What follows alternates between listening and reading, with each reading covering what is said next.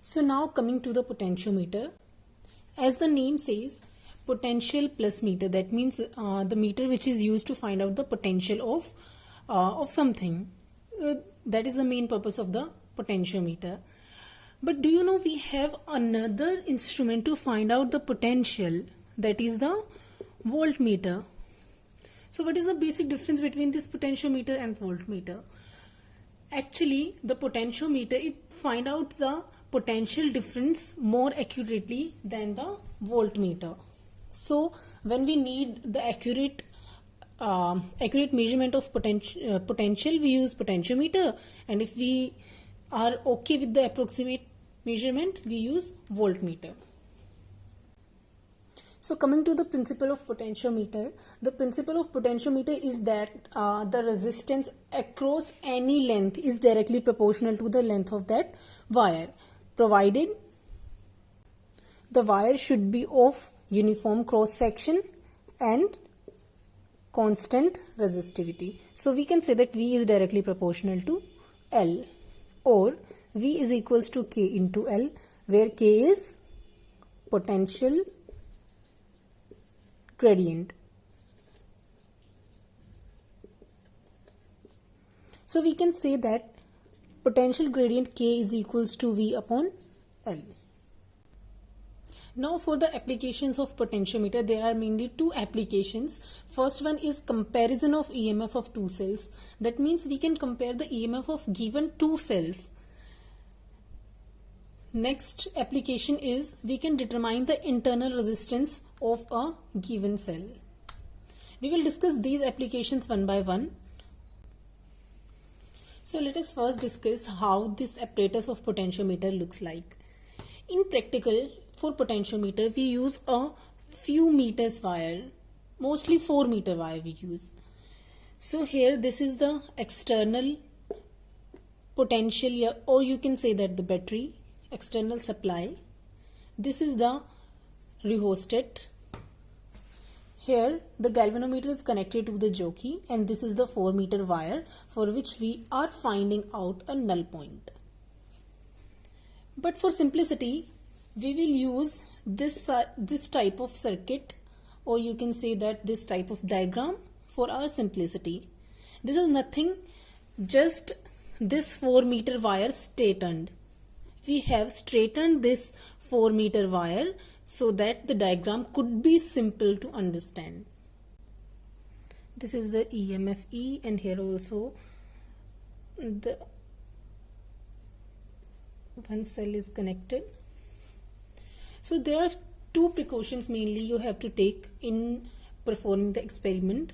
First is the polarity of external battery should match with the polarity of the cell using. That means if this is the positive terminal of this external battery, then this positive terminal should be connected to the positive terminal of the cell, for which we are going to determine the internal resistance, or if we are finding out, or we are comparing the two cells. Alright. The second precaution which we have to be aware of is that the potential difference across the entire wire, it should be greater than the EMF of the cell. That means if this wire is unable to provide the potential difference across this cell, then the experiment is of no use. These are the main 2 points which should be taken care in case of potentiometer. Now coming to the application part, first application is comparison of EMF of two cells.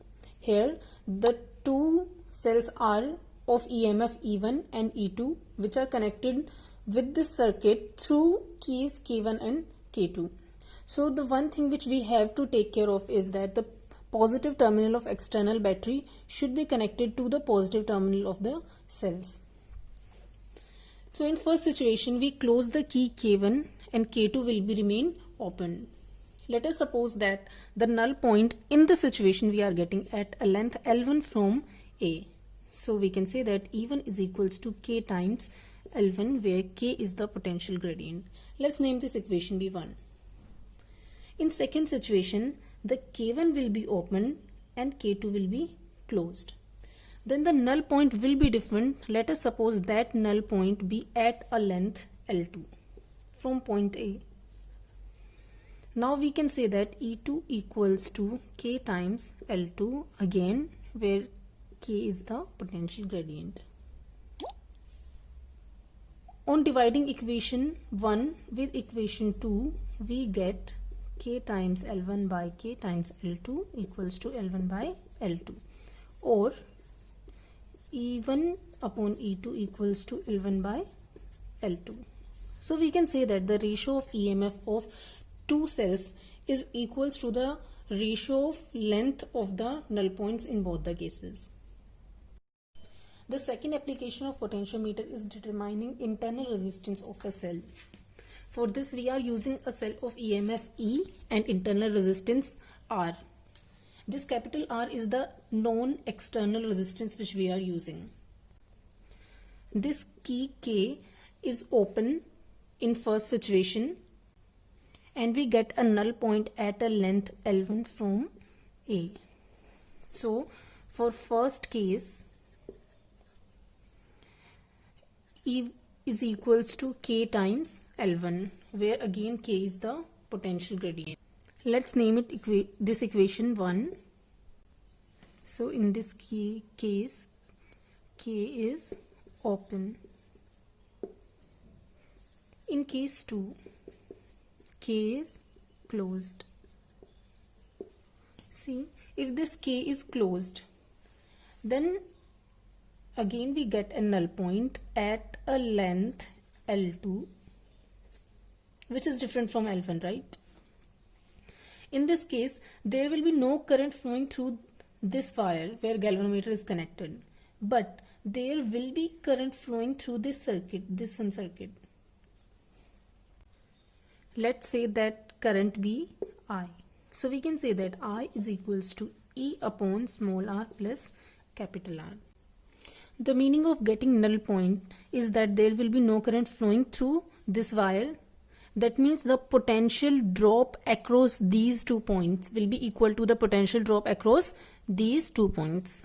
Let's say this point C. So the potential across the point DE will be equal to the potential drop across AC. Now what will be the potential drop across DE? Let's begin. There will be a potential drop of EMF across this cell, and if we move towards it, then there will be also a potential drop due to this internal resistance, and that potential drop will be I into R. So the total drop will be E minus I into. So now we can say that E minus I into R will be equals to K times L2. This will be the equation 2. Let's name it equation 2.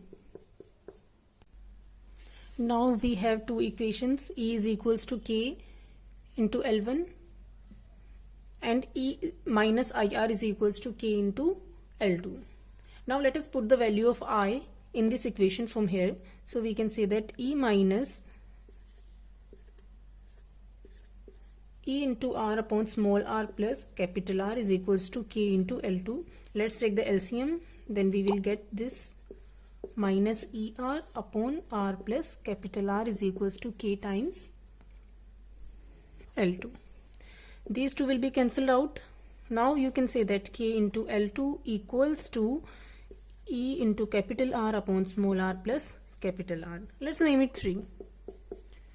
Now on dividing equation 1 and 3, we have the similar situation in here. So now dividing 1 and 3, we get KL1 upon KL2 equals to E upon E into small r plus capital R. These two will be cancelled out. This will cancel out.